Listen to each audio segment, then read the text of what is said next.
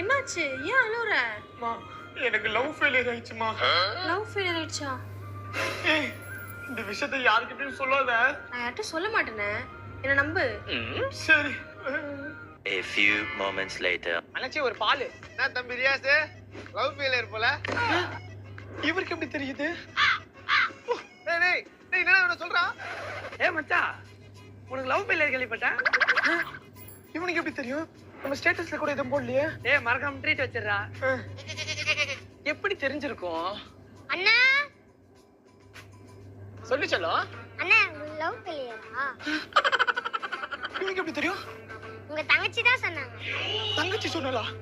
எங்க அவ? அதோ